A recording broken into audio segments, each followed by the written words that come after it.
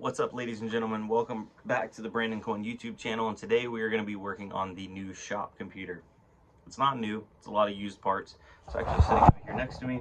It's hanging on the wall right there. It is a dual Xeon. I don't remember off the top of my head right now, but they're dual 8-core Xeons. I could upgrade those to better Xeons later on, but that's what it came with. I put an RX 570 8 gig in there just to have some display out, and right now I'm running 2, 4, 6, 8, 1, 2, 3, 4, 5, 6, running 16 gigs of RAM, and I believe it's just bog standard, nothing special. I think it's UDIM or ECC, something like that. It's one of those like weird server RAMs that are verified for these motherboards. It's a super micro motherboard. And that server RAM is so cheap. I only have 8 sticks in there, and this has 16 slots, so I need to get another matching 8 sticks before they sell out, because I got it from a guy on eBay. But regardless, what's been holding me up on this, I mounted it to the wall, mounted the power supply, put a 500 watt, I'm like, that'll be plenty. These 8-core chips say the power usage on them is only like 80 watts a piece, but this power supply doesn't support dual CPU headers. So I have a single, this is, the dual 4-pin, or, whatever it's called. And then it splits it out into 2 CPU. So 1 CPU in, 2 CPU out. You got to be careful with these, especially on a system that's going to burn a lot of power. So if you're running, 2 big Xeons, which later on I may do that, and I may need to upgrade the power supply. But for right now, I'm trying to get off of my laptop, which is it's an old Lenovo, or no, it's a Toshiba Satellite, which actually I like Toshiba stuff, and it's a testament because this thing's still running. I've had this for years. I bought this brand new, but it's got an AMD A8 APU in it. And if you don't know about those things are dreadful. Right now they're painfully slow. That they've gotten that old. And I basically use it just for like office stuff. And I wanted to try to like plug in my TV over there, and I was gonna run or have one of those like HDMI like streaming sticks or whatever, and I wanted to like put TV on over there, but I can't even plug in a second monitor, or my main laptop screen chugs and like the whole thing slows down to a crawl. So I'm like, I'm not even gonna try to plug in a TV over there, because I was like, maybe you can put some old like Gamers Nexus or Linus Tech Tips up on there playing while I'm hanging out and stuff, so people come in, like, sets the mood, sets the mood with a little bit of Linus. But yeah, this laptop needs to be retired to like a web surfing laptop or something. I don't know, probably give it to my wife and she can set it in the kitchen and do whatever with it. It does still play YouTube, but it doesn't play 1080. If you bump it up to 1080, it just chugs. But it'll play 720, so it might be good for her for like the kitchen or something. Yeah, so I guess it's time to hook this bad boy up and see what it does.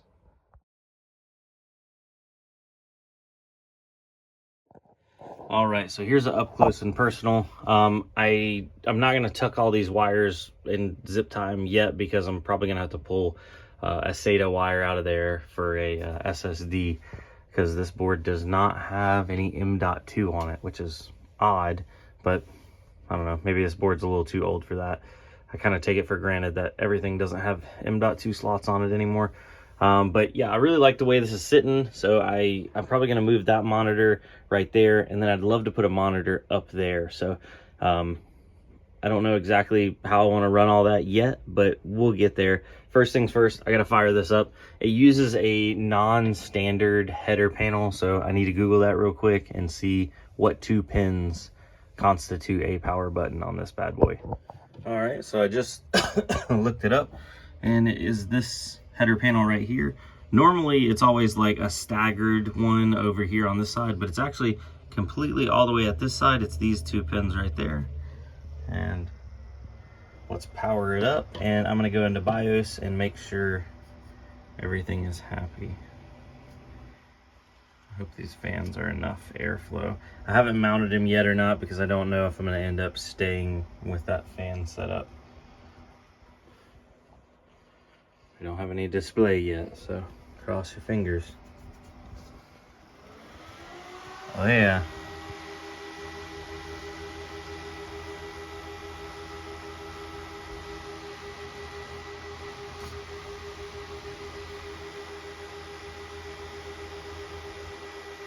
Still no display. Oh, we're doing something.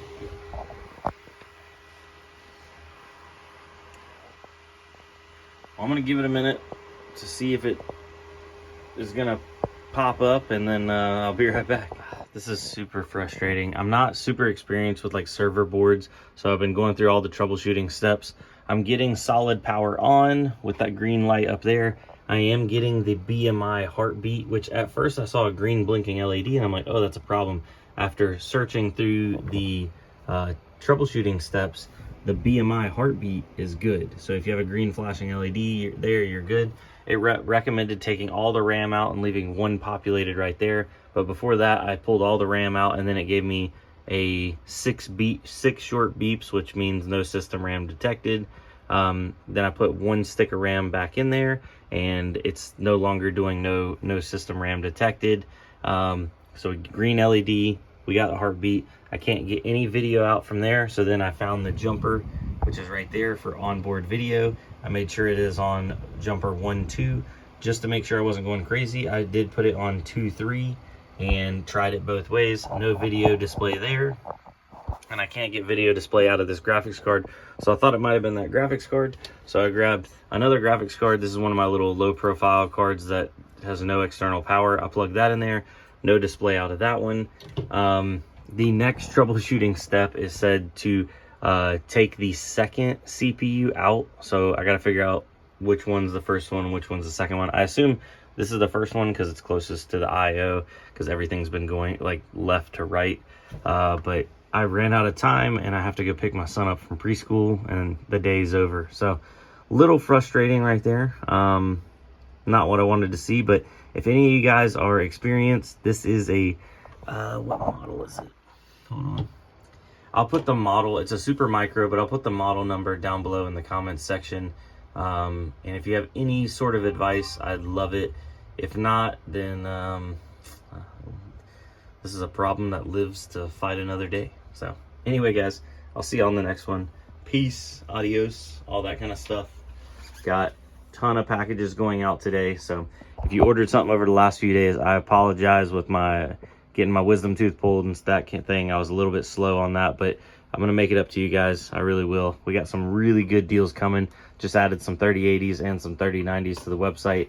And remember, if it's your first time shopping, you can use the discount code 5OFF, no capitals, no spaces, for 5% off your entire order. So anyway, guys, thanks for watching. I'll see y'all on the next one.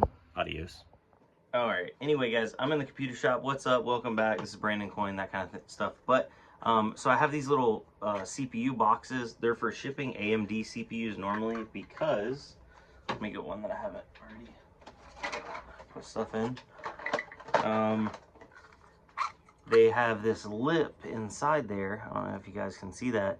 Well, anyway, the edge of the PCB of the AMD CPU sits on that lip, so then the pins don't touch the bottom. It keeps them like supported off the bottom, and then you can slide it in here. You can wrap a thing of bubble tape or just regular tape around it, throw it in a bubble mailer, and you can ship it, and like it's really sturdy. These are on the website for sale, but I was like, man, you know, something for like Intel CPUs would be nice too. And then come to find out, I'm using the same ones, but I was like, they're a little loose. I need something in the bottom. So a regular Post-it note, fold it in half and fold it in half again, put it down in there, and it's kind of a little slightly too big, so when you push the CPU in, it kind of like holds it really well, and then it gets like a really nice fit because it's like holding it up against there, but the bottom, I don't know. I just thought I would show you guys. So these are on the website. They're listed under 3D print section. I don't know if they're still on sale. They were like 50% off, but they're like $2 a piece.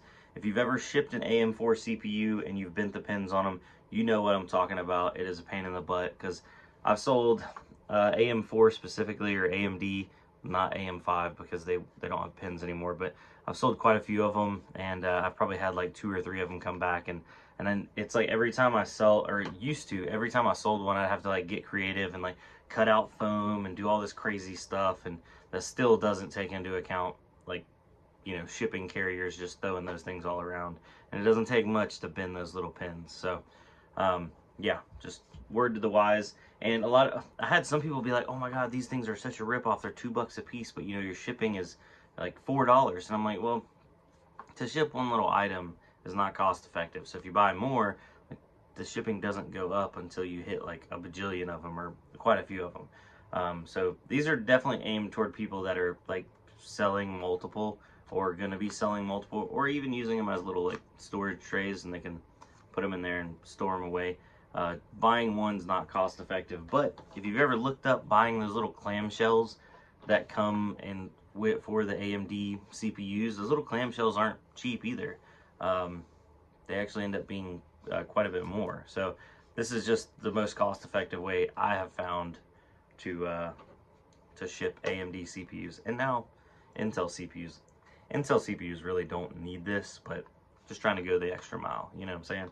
So that being said, I'm gonna just tape these together so that way they don't move around even more, and it tapes the little box inside there shut,